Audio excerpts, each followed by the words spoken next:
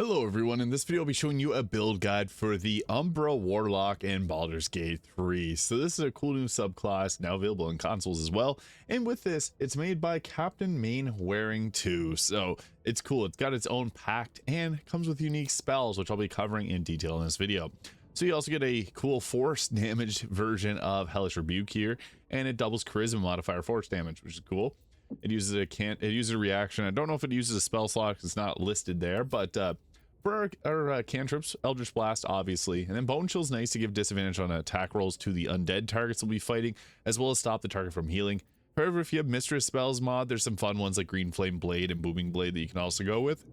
So take which one of those that you prefer if you got the mod installed.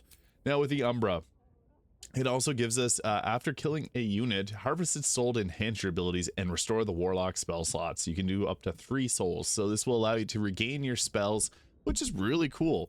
And it has a bunch of other benefits, which I'll be covering in detail in this video. Now, I think the best way to allocate our stats is to go 16 Dexterity, 14 Constitution, 10 Intelligence and Wisdom, and 16 Charisma. So we're going to roll with that for our stats, and then for skill proficiencies, you can take Deception as well if you'd like, because it's a pretty good one. Now, I'll be covering gear as well as combat near the end of this video if you want to stay tuned for that, because there's some pretty cool abilities that you can do with this, which I'll be showing off in full detail. Now, also at level 2, we get ourselves a Warlock spell slot, and we get our action. So, Summon Phantom Blade. Summon a weapon to your hand. It uses the spellcasting ability modifier, and its damage is magical. We also got ourselves Misty Step Umbra, which is basically Misty Step, but the Umbra version. And then we also got ourselves Mirror Image, a Shield, and Sanctuary. So 3 different spells that are a little different than their usual self, and I'll be covering that as well in the combat section. So for next level hell, you can next level spell, we can go with Dissonant Whispers here or Hex. I'm going to go with Dissonant Whispers. And then for our Eldritch Invocations, Agonizing Blast, add your Charisma modifier, and then also going with the Repelling Blast for the pushback, because Eldritch Blast is just such a good spell. At level 3 here, we get to choose another spell, and we get some good level 2 ones like Hold Person and Darkness, but we're going to go with Hold Person there. And for our Pact Boon, I think it's just best to go with the Pact of the Blade.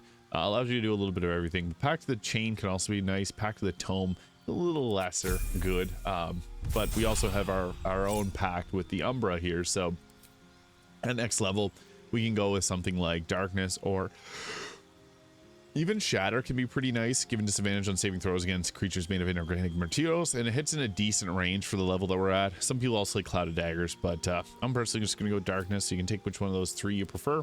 And for our feat, we're going to take an ability score improvement to our Charisma to help with our spell casting, and also our Pact of the Blade. At level 5, now we got ourselves an extra attack, and we can take some of the best spells here. So Hunger of Hadar, which actually this allows you to upcast Hunger of Hadar for a larger area, which is really cool. And then we get to take another Eldritch Invocation, which Devil's Sight is the best. Being able to see in magical darkness, huge. Level 6, we get our Misty Escape, transform into the Blood Fog, and then become immune to physical damage in this form as a bonus action. And then for our next level spell, Fireball, obviously. Fireball is just super good, so we'll take that. At level 7, we get ourselves another choice in spell with things like Ice Storm, which is great for crowd control, and Wall of Fire, which I know a lot of people really do enjoy. And then we get to take another Eldritch Invocation. If you got other mods that allows you to take things like the Eldritch Spear, I would go with that. However, Dreadful Word can be nice too to cast Confusion with a Warlock spell slot. I want to go with Eldritch Spear for doubling the range of Eldritch Blast. If you don't have that mod, don't worry. The Confusion spell is just as good there. At level 8, we get to choose another level 4 spell. Also, Everard's Black Tentacles can be a decent choice in spell.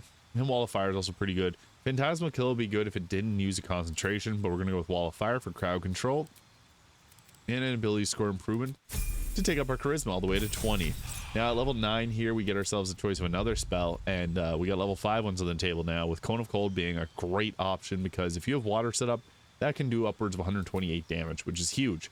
And then for our Eldritch Invocation, Minions of Chaos, Conjure Elemental, which we can actually get a free cast of, and I'll show you how to do that.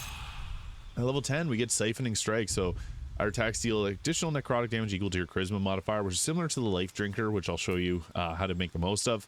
And for our next level spell, we'll take ourselves Green Flame Blade, and then Hold Monster. This is actually very useful in the end of the game, so I'd highly recommend taking that. We only get level 5 spells, so we can't actually upcast that and do 2 targets. We can only do 1 at a time. But at level 6, we get ourselves the Eldritch Invocation with things like or the Mystic Arcanum here, which gives us the Circle of Death, which is really nice for that 8d6 of damage. And we can take another leveled spell with Flame Strike not being a bad one. It does radiant damage, so be mindful of who or what you're using this against. Some targets are weak to radiant, some will reflect it. And then for our next leveled spell, since we only get level 5 spells, it's a little bit tricky, but typically you want to be going for spells that are going to scale well. So Fear is a spell I like, but it doesn't scale well. Vampiric Touch scales pretty decently. Telekinesis, it's not a bad spell, so you can go with that, I guess. And then we're going to take Life Drinker here for the ability to add a charisma modifier damage as necrotic to our packed weapon, which is pretty useful, as you'll see. And then for our feat, alert for the +5 initiative and can't be surprised is really good, or you can take up your dexterity to 18 for furthering our armor class. Now what this ends up looking like in terms of spells, you can see there, it didn't even show us, but we get ourselves a Haste Umbra, which is cool, reflection on short rest. We also get Call Lightning Umbra, which does a lot of damage, as you can see. But it doesn't give you the ability to channel it as a concentration like the other one does. Then also the Phantom Blade here, which I'll show you guys what this looks like. I'll take off our weapon here and use the Phantom Blade, just to give you an idea of what it'll look like. So you got that ghostly sword on our back now, and the Phantom Blade does 1d10 plus our strength, and it does additional radiant damage. So you get a +1 bonus spell save DC and spell attack rolls. Attack +1, charisma +2, and it's a packed weapon, so it's actually pretty good. It'll put our charisma up to 23, which is nice. I was using the Infernal Rapier here, which is pretty strong as well, but this is a good weapon. It's a longsword, so it's going to have higher damage than the Infernal Rapier. So we'll swap this around. We'll just use this weapon because it's the weapon associated to this. You can't really bind your packed weapon here now because it's already been bound for us. But these spells that we get are pretty strong, and I'll be showing off all of that. So I guess another thing we should have done first is, since I won't be able to take off the pack weapon properly, is give ourselves a Staff of Spell Power for the free cast, and then use that free cast to conjure our elemental here, which unfortunately we only get the options of the level 5 ones because we don't get level 6 spell slots. So I'll summon in our non-Myrmidon elemental here, and then put back our Phantom Blade so that we got that there. And it's a packed weapon again, so you can't use that to summon it in. But yeah, I'll show it off all the cool spells that we get. We even get things like the Dark Laser here. So crush one creature with pure dark energy, dealing 8 to 64 radiant or force damage, and simultaneously affecting 3 other creatures in the range of 18 meters. The Dark Wave pushes back all creatures. So you can see it hits in a huge area. So we got some very powerful spells with this. And I'll be showing off all of that in this video. So now I'll show off what this looks like in terms of combat. As far as gear goes, I do like the ballast armor as well, because this will give targets within 2 meters vulnerability to piercing damage, which you can set up. If you run them to the front lines and then have this up, you can actually make it so that anyone that's got bows can deal extra double damage, which is huge. It'll also give us better initiative, as will the Hellrider Longbow. This ensures that we move first. I also went with the Mask of Soul Perception for better initiative and attack rolls, although the Hood of the Weave also works great for spell casting. Cloak of Protection, Boots of Protection, Ring of Protection, they're pretty good, best in class, but you got better options. You can swap those around. Helldusk Gloves for increased spell attack roll, spell save DC, and fire damage. Killer Sweetheart for the critical hit, but you can go with the Crypt Lord Ring, which will give you a free Create Undead. Amulet of Greater Health, and again, our Phantom Blade, Viconia's Walking Fortress. And I'll show you what this all looks like when we get into an actual combat encounter here. So we're just going to fight the guards. We'll go against a big fight here to start things off. And what's cool is you can see our Dark Wave, which is really strong. And even like the other attacks here, which will reach out to multiple targets. So we can actually just set up really nicely with this and go with the Dark Wave for the pushback. If you got it so that you can set up and do like a Dark Wave to knock targets off the ledge, that's even better. So ideally you'd be able to knock on multiple targets at one time. So if you can line it up so that we get all the targets knocked off the edge, we can go with that there. And we were able to knock one of them off, so that was perfect. Exactly what we were looking to do. Also, if you got the Alyth ability free cast, that's really nice, because then we can follow up with our Dark Laser attack, and this will jump around to multiple different targets. So we can go ahead with this and hopefully hit multiple. There we go, we got another one taken out. It's a nice double. That was perfect.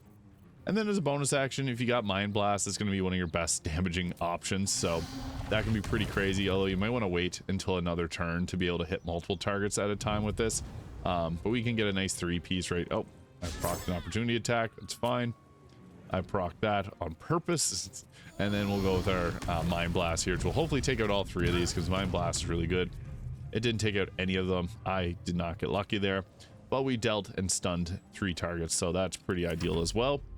Now I'll just skip past their combat turns because they'll just keep shooting volleys at me. And then we can follow it up with our air Myrmidon, our air elemental here, because that can shock targets, which is kind of nice, and also has a multi-attack and a gushing air thunder attack, so can be decently effective just for also drawing aggro, so that's another nice thing about it.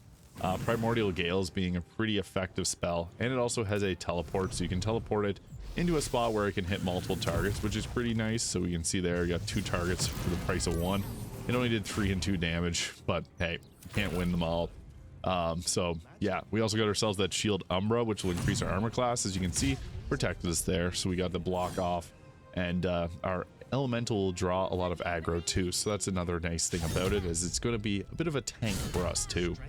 And you can see we're blocking because we actually have a decent armor class with 31 from haste.